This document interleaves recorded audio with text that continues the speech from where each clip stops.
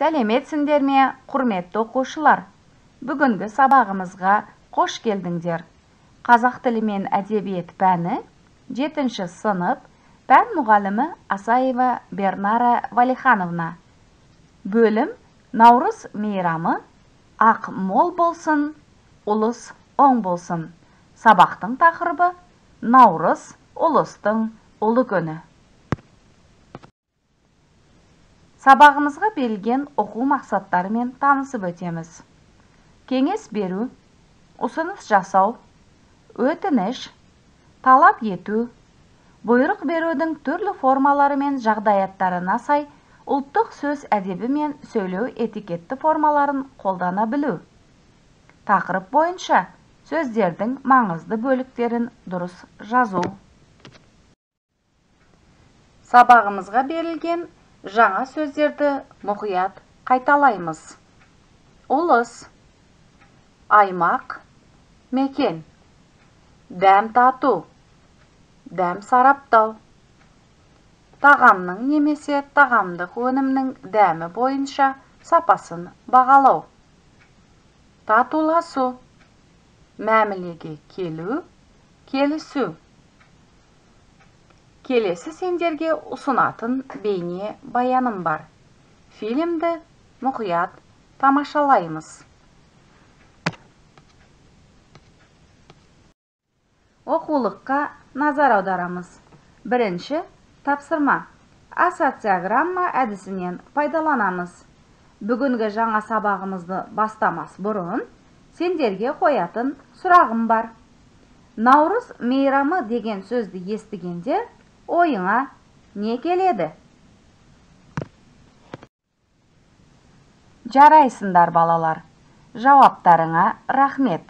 Наурыз деген сөзді естігенде ойымызға ағаш отырғызу, наурыз көже, ұлттық тағамдар, татуласу, ұлттық ойындар, көктем мезгілі келеді екен.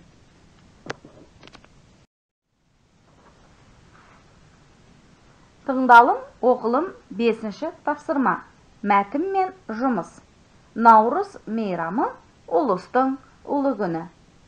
Наурыз жыл басы. Наурызда күн мен түн теңеледі.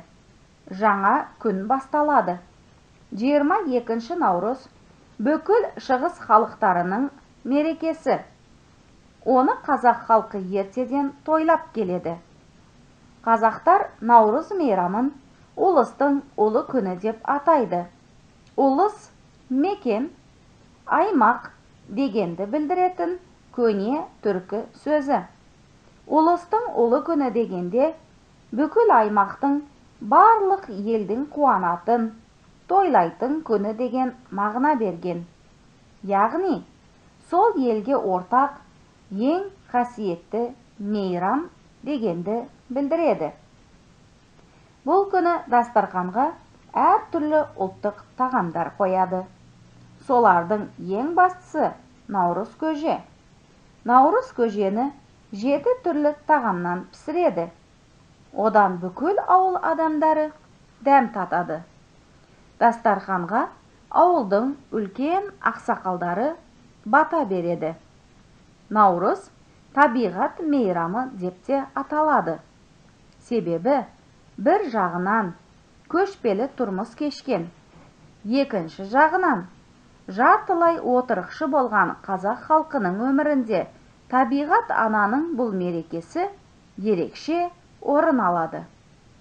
Адамдар ауласын тазалап, үйдің, ауылдың көшелеріне ағаш көшеттерін отырғызады. Бұлақтың көзін ашады. Сөйтіп, адамдар табиғат анамен бірге жаңа өмір, жаңа күн басталды деп қуанады. Оқу мақсаттарына сүйене отырып алынған тапсырмаға көңіл бөлеміз. Клаус-тест әдісі. Мәтін бойынша тақырыптың негізгі бөліктерін нүктелер орнына дұрыс жазамыз. Жарайсыңдар оқушылар. Жауаптарыңа рахмет.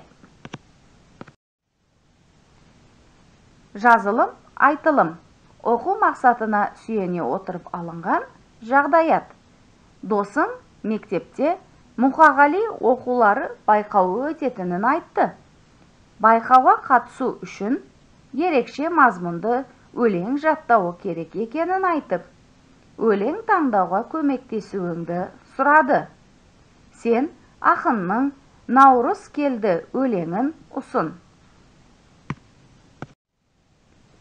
Тамаша оқушылар, жауаптарыңа рахмет. Олай болса, кері байланысты SMS әдісі арқылы жібереміз. Сабақ аяқталды. Назарларыңызға рахмет.